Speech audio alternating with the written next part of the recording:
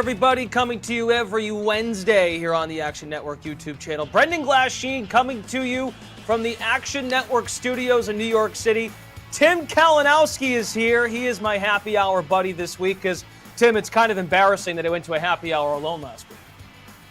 Well, Glash, here's the thing. I'm up here alone in my attic, so I'd be itching to go to a happy hour with a buddy. But when you're like you in the city and you're around people all day, sometimes I like to go to happy hour alone. I'm not going to lie. But that's not the case right now. I am happy to be with you here. Two Boston buddies getting after it.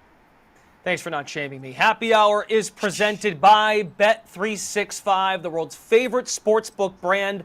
Sign up with their promo code ACTION to get Bet365's exclusive sign-up offer in New Jersey, Colorado, Ohio, Virginia, and Iowa. Bet $1 and get $365 in bonus bets. Terms and conditions apply. Gambling problem? Call 1-800-GAMBLER. It's our second happy hour of the NFL season. If you're new around here, welcome. We love to have you here. Happy Hour is about bringing the people together. If this is your second rodeo, hopefully you learned a few things last week. Coming up on the show tonight, we've got two gentlemen standing by right now, Sean Kerner, Nick Giffen. We're going to monitor injuries. We'll go on the rocks. And then stay tuned. We've got Stuckey and Raybon joining us for our Sunday six-pack. We'll do a little trivia.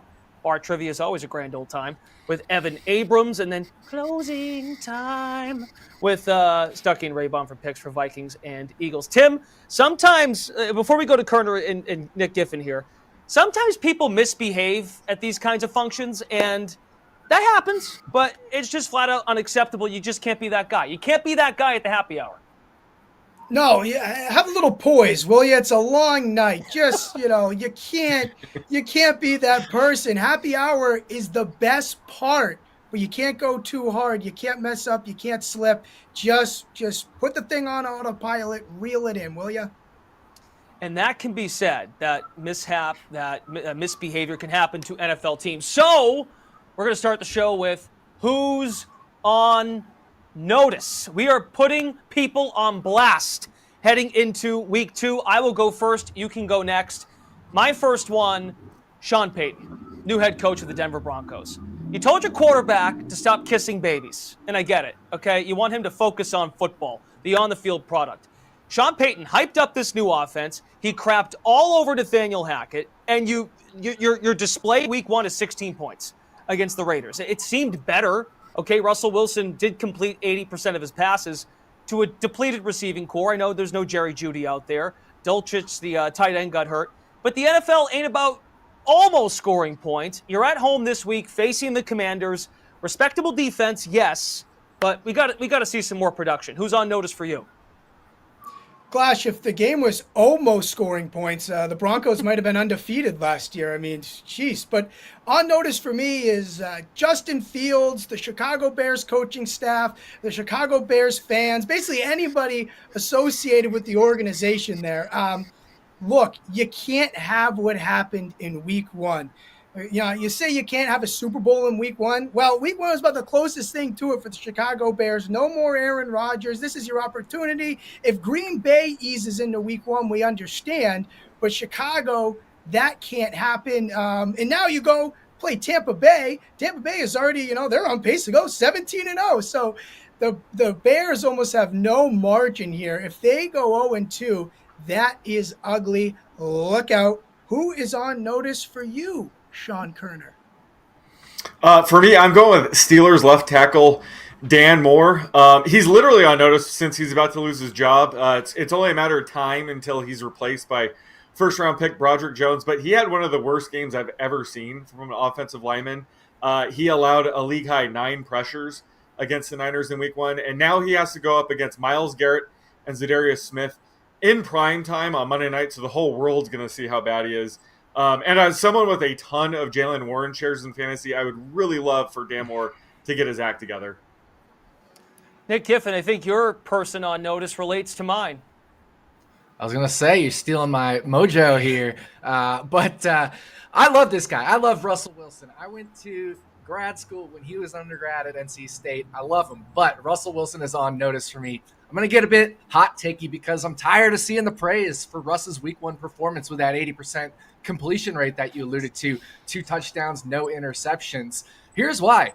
He averaged the 3rd lowest rate of passes downfield among all quarterbacks in week 1 at just under 6% of his passes going beyond 15 yards. His adjusted net yards per attempt was a paltry 5.7 against a team that had a bottom 5 defense in most major metrics last year, including a league worst 7.1 adjusted net yards per attempt.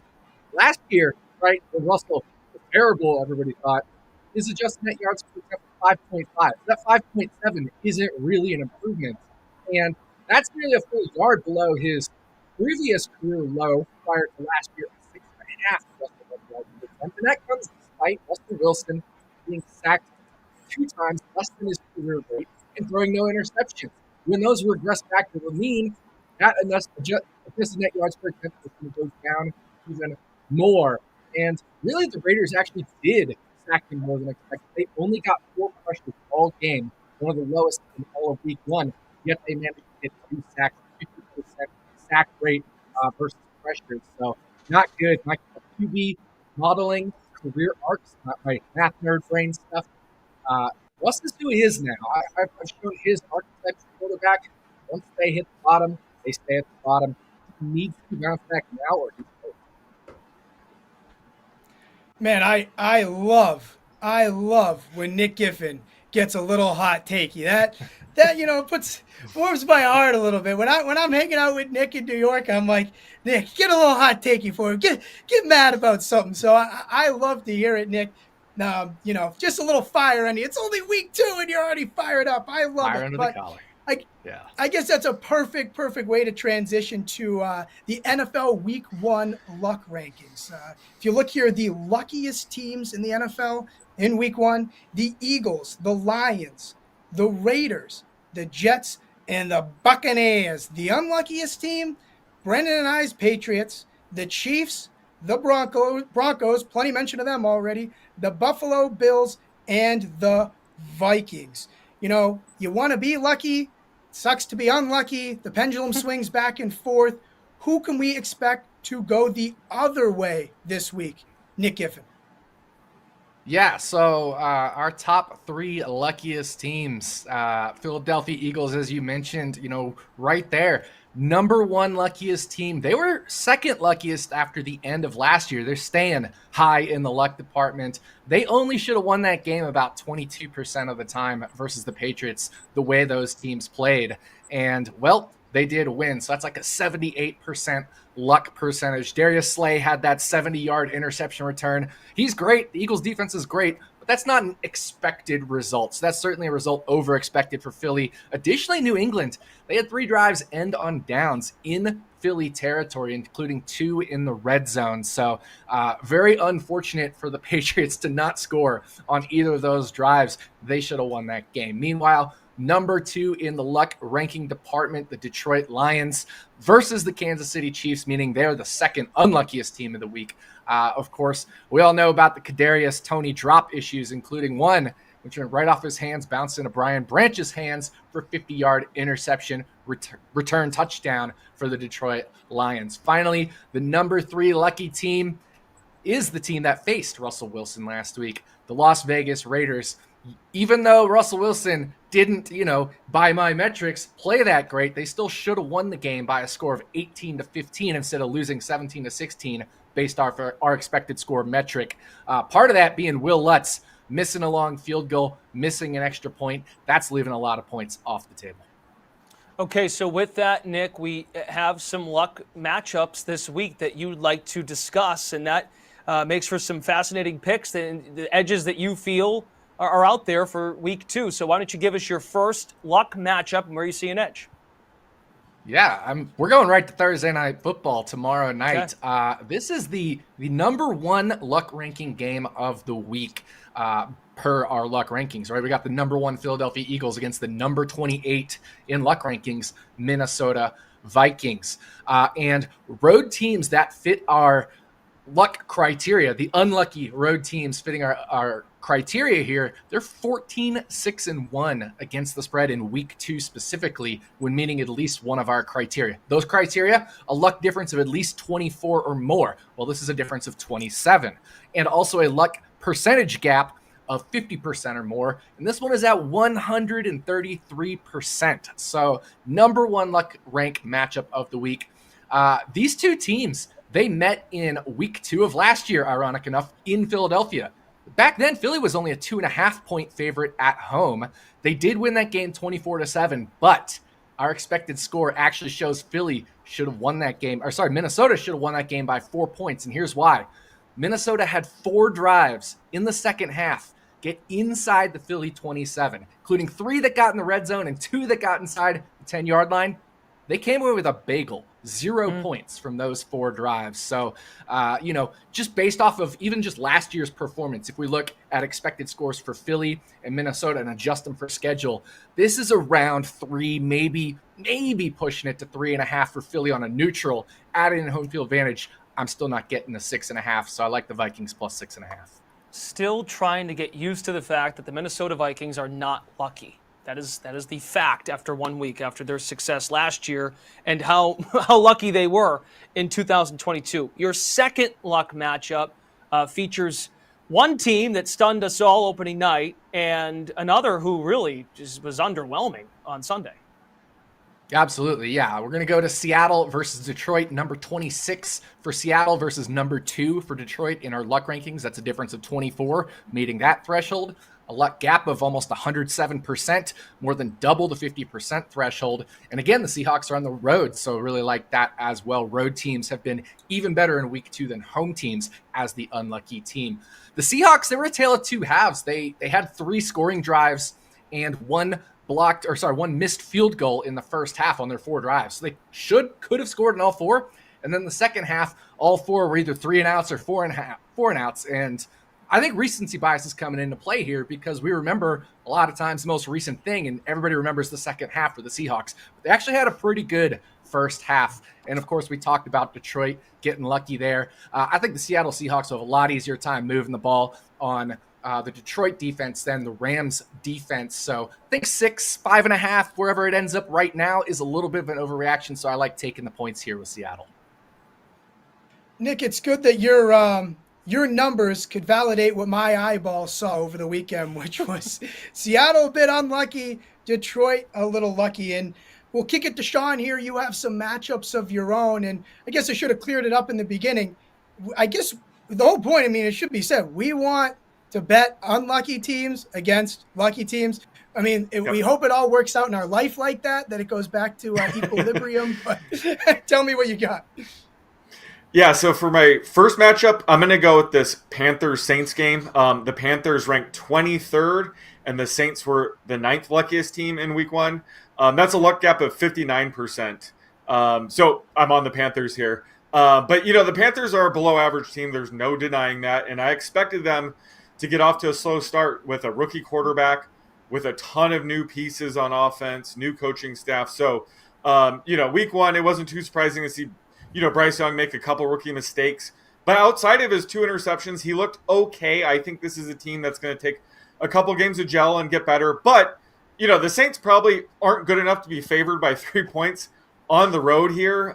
They did get a bit lucky facing Ryan Tannehill in arguably the worst game of his career. He threw 3 ugly interceptions. He made a couple really bad misreads. So they lucked out by facing that version of Ryan Tannehill in week 1. And the Saints offensive line looks like it could be a real issue. Rijkaard, Cesar Ruiz, and left tackle Trevor Penning specifically had a really rough game. So the Panthers defensive line is the strength of their roster. So I think they should be able to take advantage of that matchup. And then for my other matchup, I got to go with the Patriots versus Dolphins here.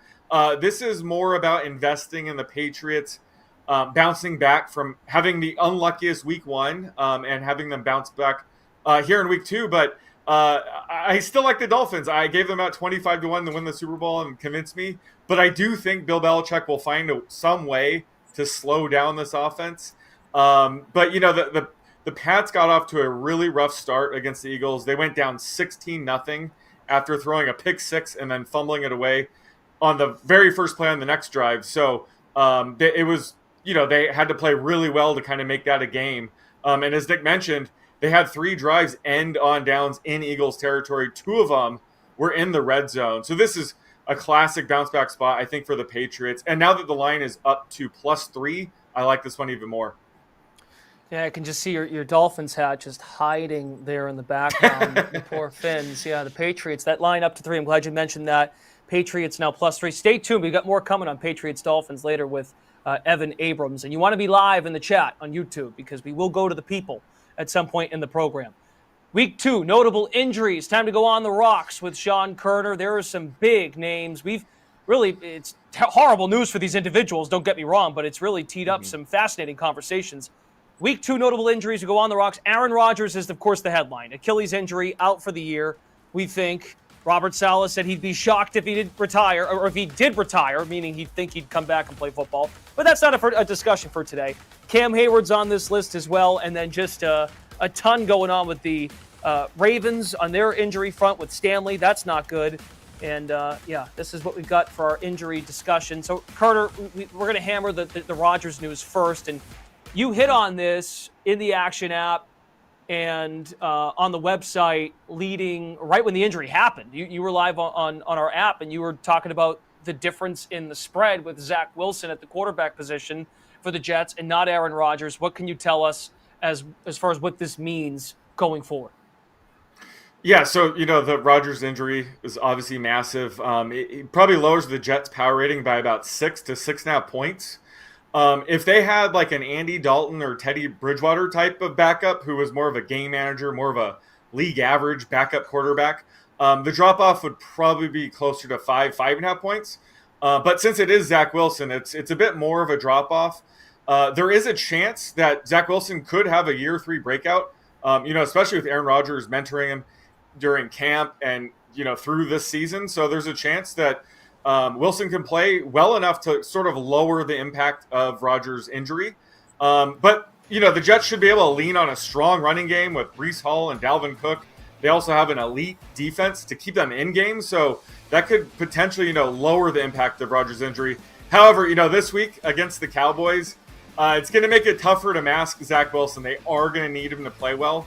So that's why I think this is going to be closer to 6.5 points against the spread. And we've seen that, this line opened at 3.5 and it's all the way up to 9.5. I think it could get up to 10 this week. Wait a minute. Aaron Rodgers got hurt? I had no idea. I guess. Yeah, welcome to Happy Hour, Tim. Yeah, wow, okay. I'd hate to know what kind of job someone out there has if they just found out that Rodgers got hurt. They're busy all week, but I guess we'll move on to our next injury here. The star defensive tackle for the Pittsburgh Steelers, Cam Hayward. To be honest, I'm kind of battling a bit of a groin myself from the tennis court a couple of days ago. I was hoping to see my name on the notable injury list. I didn't see it. What can you tell me about Hayward? And maybe I can use it to figure out my groin issues here on the court. Yeah, so can't help you with that one. But, Cam Hayward is a big blow for the Steelers really bad defense. For you.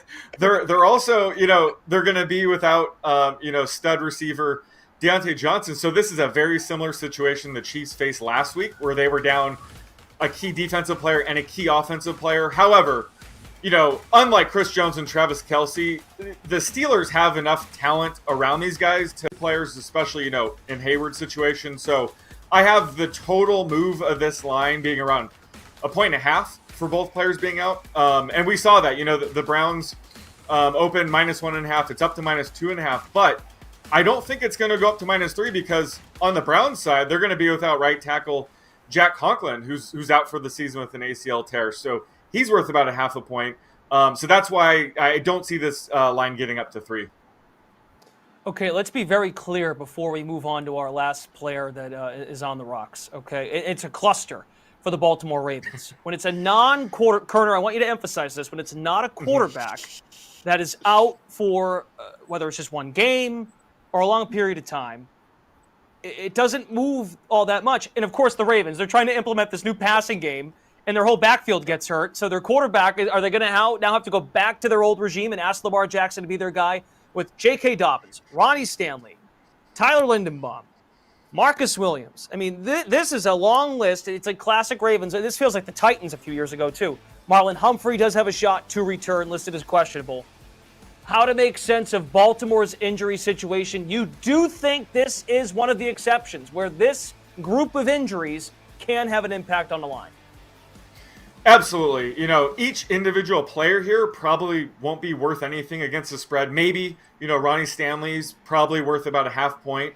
But all these players combined, it's probably worth around 2 points on the spread, especially when you have, their star running back, J.K. Dobbins, went down, and then 2 offensive linemen might be out. That can really disrupt the chemistry and timing of an offensive line. Like you said, when they're implementing a new offense, which, they struggled out of the gate with. So, and on the defensive side, they're going to be without star safety Marcus Williams. They might still be without Marlon Humphrey. So going up against a pass-heavy, potent passing attack like the Bengals, most of the time, we didn't see that week 1, that's going to be a real issue. So I think all these injuries combined is probably worth around 2 points against the spread. All right, Kerner, Nick Giffen, thanks to both of you so much. Go enjoy the rest of your evening, and stay safe out there. Don't hurt your. I just need to know how much Tim's groin is worth to the bar tab. $50? I don't know. Could be. Somewhere around. Could $50? Man, dude. I don't know. Dude, I don't do math. These are the math guys. They ask me a math question. I don't know. That's for them to figure out. What the hell do I know? All right, you two get out of here. Thanks for stopping by. We'll see you. Thanks for having us.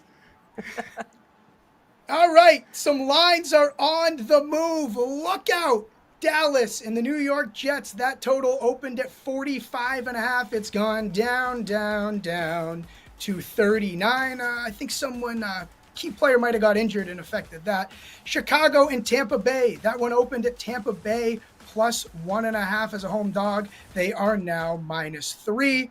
Also, the LA Rams and the San Francisco 49ers. LA opened as a 4.5-point dog. They are now all the way climbing up to an 8-point dog. A lot of people watched that Pittsburgh San Francisco game. Oh boy. But it's time for us to welcome in Evan Abrams. I feel like this guy knows just about everything. I ask him questions about what even is on my calendar, what I should be doing next. He has a number, he has a fact for just about everything. Evan, you have some trivia for us, and you have some trends for us. What are we starting with? Sure. So first of all, that Jet total now down to 38.5. So that is literally, Wow. going down. I think it's going to continue going down to the weekend. But let's go back to the unluckiest team. We're talking about the Patriots. We talked about the luck rankings earlier. So Belichick and the Patriots are home dogs against the Dolphins this week. What I'm asking you and the viewers below in the chat, name the last Miami quarterback to be favored on the road against the Patriots prior to Tua this week. That is the question. So yeah, remember to... But you go, Evan. You go. We'll see. All right. What do you think? You want to go with some friends? Yeah, we'll wait and answer. So yeah, we'll wait and answer. We'll Let people chime in the chat, and then we'll give this some thought. Why don't you give us some trends that we should keep in mind? Sure. So let's stick with the same game. Belichick has lost 7 consecutive games straight up as a home underdog since 2020. And to keep with that, obviously it's been Mac Jones. He is 0-6 straight up and 1-5 ATS as a home dog with Mac Jones. But with all other quarterbacks, 9-6 straight up, 11-4 against the spread. So hasn't been a good running with Mac. So we'll see if they can continue it. Unluckiest team against the Dolphins this week. Glash, What about the success? What about the? Go ahead, Tim. Glash, we need good Patriots news, man. We need it. And last week was tough. We could use it. And Evan, can I ask you a hint on the trivia? Would it be the year that Tom Brady was injured? No, it is not. That is the only hint I'm giving you. It's not that year. That's a good little follow-up there. But let me continue. You continue racking in your brain over the question, all right? So let's look at some league. So let's look at some league trends heading into this week. So road teams, 12-4 ATS heading into week 2. That is the most road covers since 2006. And the 10 road wins straight up It's the third most in week 1 in NFL history. So we haven't seen this many road teams have this much success early in a long time. And then kind of sticking with the same theme, unders also go 12-4. That's the best opening week for unders since 2006. And to keep on that a little bit, now we talked about this earlier.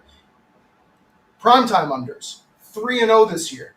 Primetime meaning night game. So night game unders, 3-0, 43-22 over the last 2 seasons. So a lot of high totals at night. Sometimes even gets juiced up before kickoff. Those games have been going under. And finally, I'll end with this one. 42, usually a key number when you talk about totals, right? So far, between 2 weeks, we've seen 13 games with an over-under below 42. That is the most such games through 2 weeks since 2011. So we just, not much scoring, really bad quarterback play, and we're seeing a lot of low totals coming in through week 2. Okay. All right. I mean, it's getting really low, as you said, on that Dallas-New York game. But now I'm curious as what kind of production we're going to get this coming week, Tim. I was really worried. Actually, I'll tell you, I was going back and forth with some folks on TikTok about the whole road winners thing. People were like, home field needs so much. Tim, shut up. Home field needs so much. And so, come on. Guys, it's 2023. They have pretty good amenities for travel here. Okay, the planes, the hotels. All right, so I don't know. Glash, you tell me. Especially early in the year, especially these guys are rested, so it's not a shock to me. Even some of those numbers in week 1 for road teams probably inflated a little bit. A lot of time to bet into the market. So, Evan, have you ever thought about, before we go to the trivia answer, have you ever thought about being an actual bar trivia host? I haven't. I just why? You'd be so good at it. Too much responsibility. Too many. People get. Tim's got to get to the bar. It takes him like 20 minutes with his hamstring. It's just not worth it. Too much responsibility. Think of all the things you do for this company, for crying out loud, man. Yeah, I mean, all right. We're here. Okay, you're right. Hey, and you're doing a very good job at the job you have right now. And that's fine. That's okay. All right, why don't you give us the answer? What is the answer to the trivia question, which was Patriots home dogs against the Dolphins this Sunday night? Name the last Miami quarterback to be favored on the road against the New England Patriots prior to Tua. Tim, why don't you guess, and then Evan can tell us. Yeah, give me some guesses. Well, since it wasn't the Brady year, I'm going to guess a little more recent. I'm going to go Fitzpatrick. Okay, it's not Fitzpatrick. My turn. It's much before that. Chad Pennington. It's not Chad Pennington. That's a good guess, though. So it's not Pennington. It's not Tannehill. Matt Moore? It's not Matt Moore. Not HP Basketball. It's not Cleo Lemon. It's none of those. The answer is, it's 12 different quarterbacks have played against the Patriots in a Patriot home game since this guy, and it was Jay Fiedler back in 2002. Jay Fiedler was the answer. Wow. 2002, favored home. It's been a long time since the Dolphins have been favored in Gillette. So enjoy, guys. Wow. What a I was 4 years old, so can't blame me. Yeah, nailed that. All right, Evan Abrams, our director of research, also, in my opinion, could make a really great bar trivia host if he ever took that up one day. But keep doing your thing here at Action Network. Thanks for stopping by the show. See you later, guys. All right.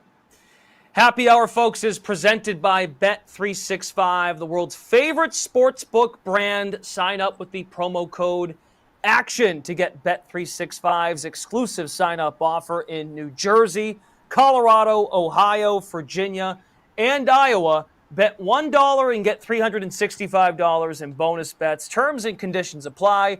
Gambling problem? Call 1-800-GAMBLER.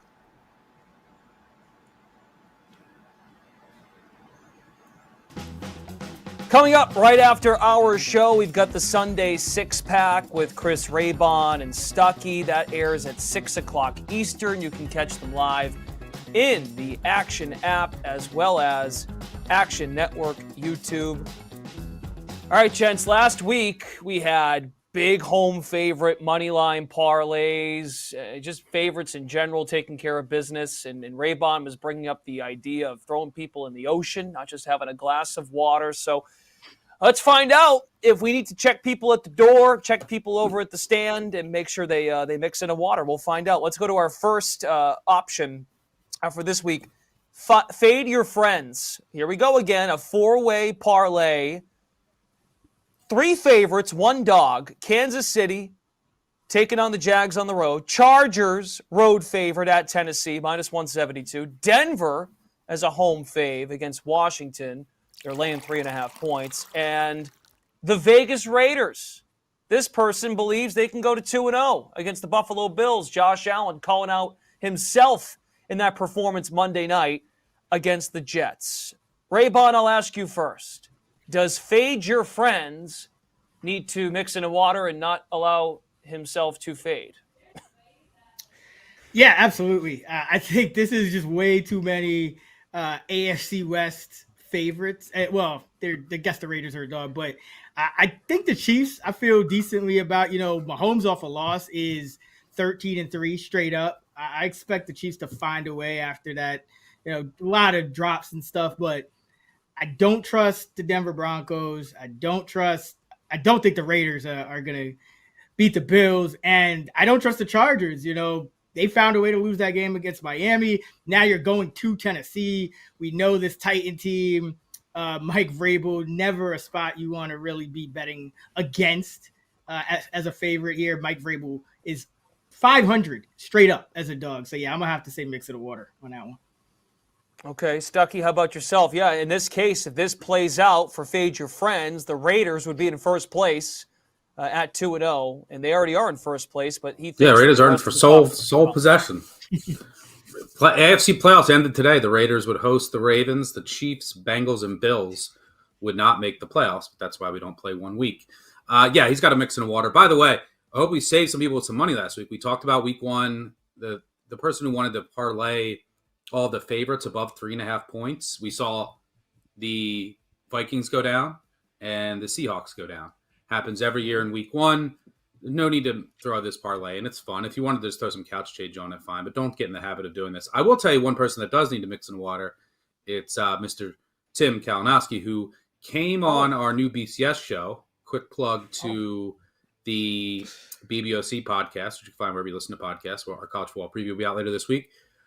But he came on, first episode ever, and he has to give out his favorite bet. He gives out Florida State laying 4 touchdowns. He has no idea a hurricane is headed right toward the game. So hopefully it still works out for him. And he actually lives up near where the game will be played, but had no idea. So Tim, mix in water next time. Yeah, Tim, you should have came to New York with me to hide from the Chestnut Hill water that's about to pour in. You care to respond to that?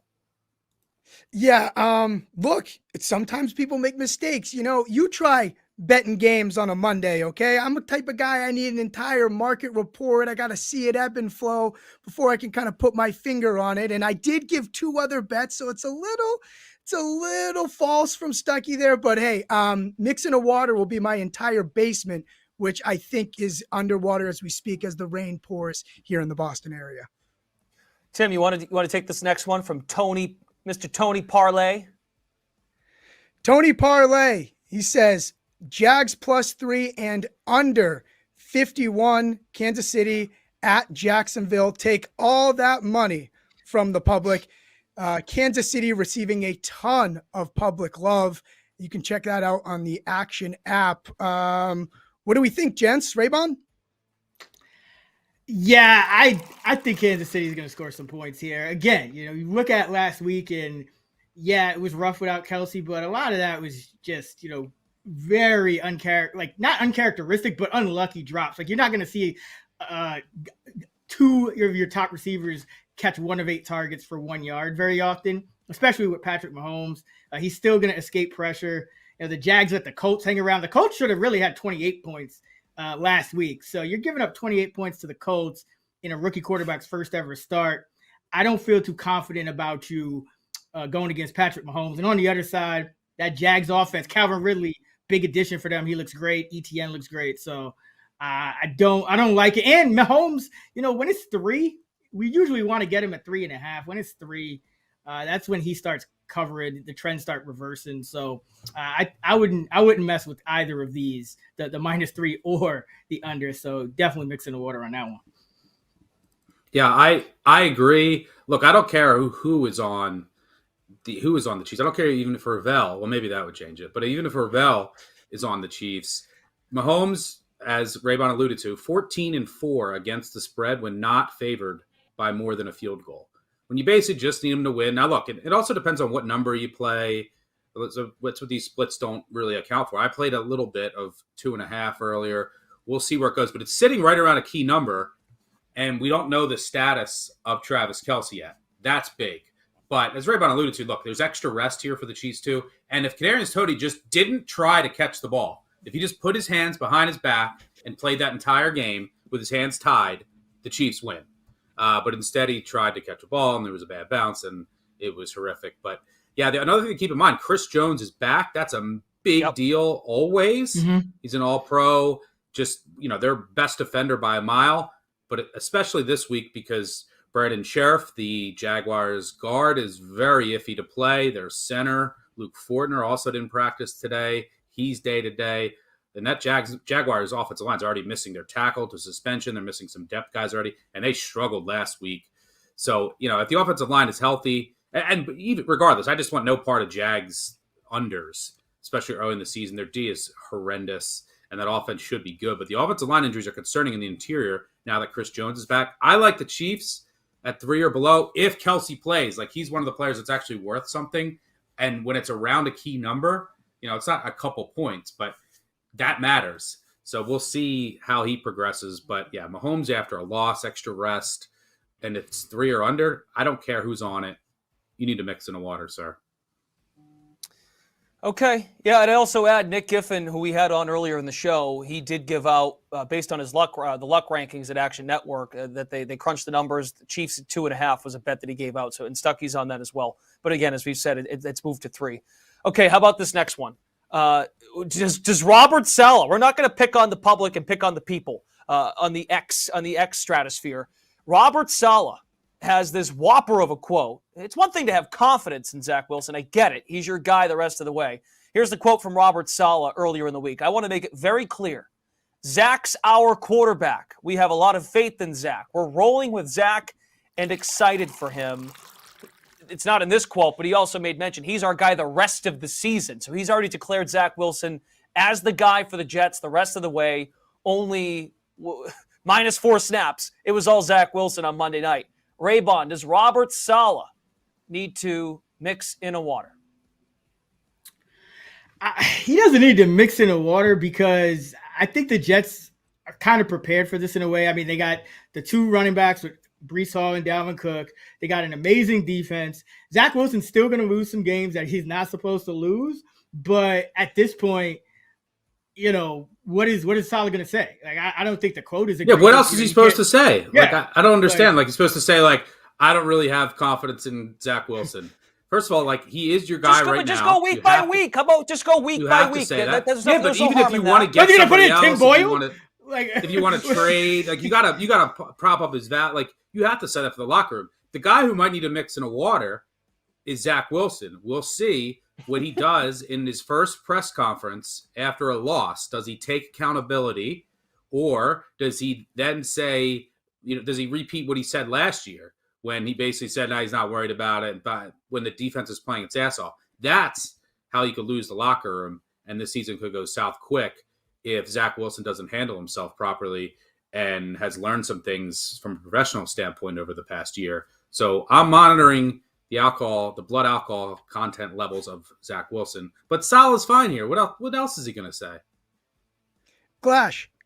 This is like the boyfriend or girlfriend, like Instagram couple that they post like their anniversary and they say, here's to many more years. Like, what are they supposed to say?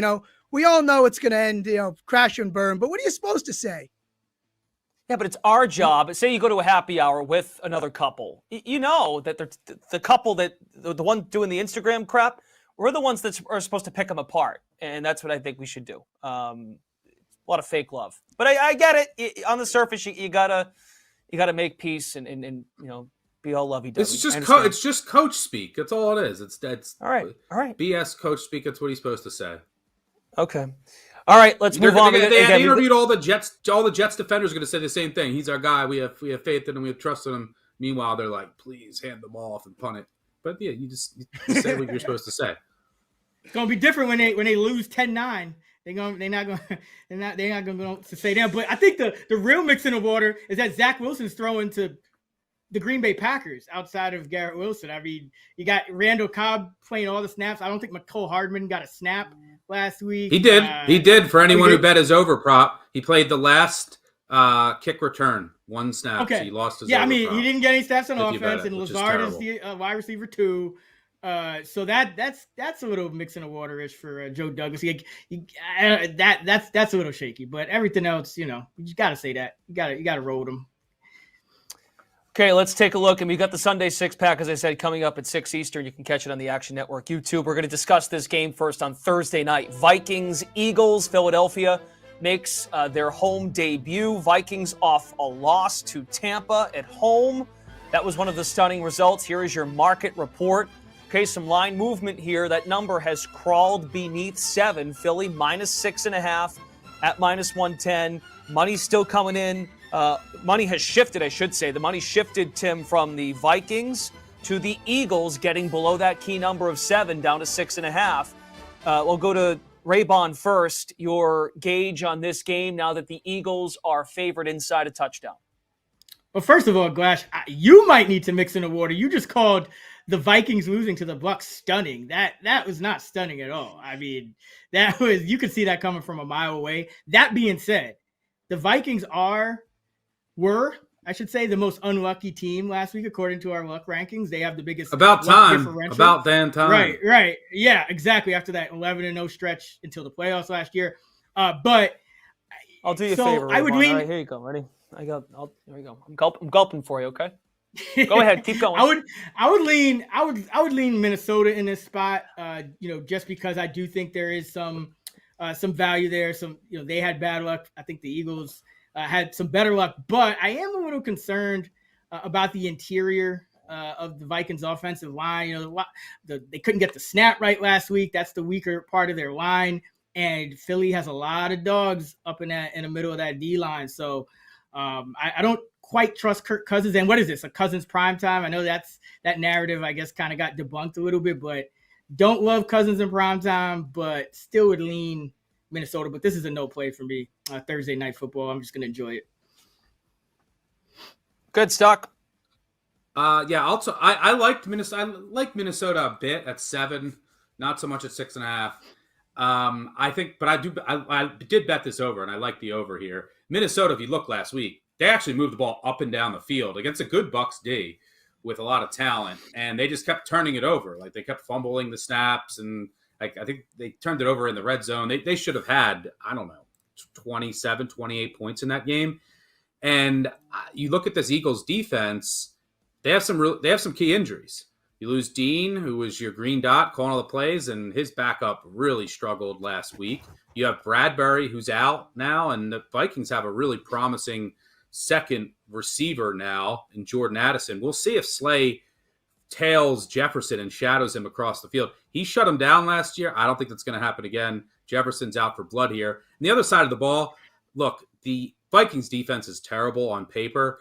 I have a lot of respect for Brian Flores, but there's only so much he can do with this personnel, and he's on a short week, right? So, the Vikings D is going to have to compensate lack of talent with scheme, and he's going to have to blitz a ton, which he did last week, as he usually does. And Baker Mayfield even started to crack it in the second half. I think he went 7 of 8 with a touchdown against the blitz in the second half.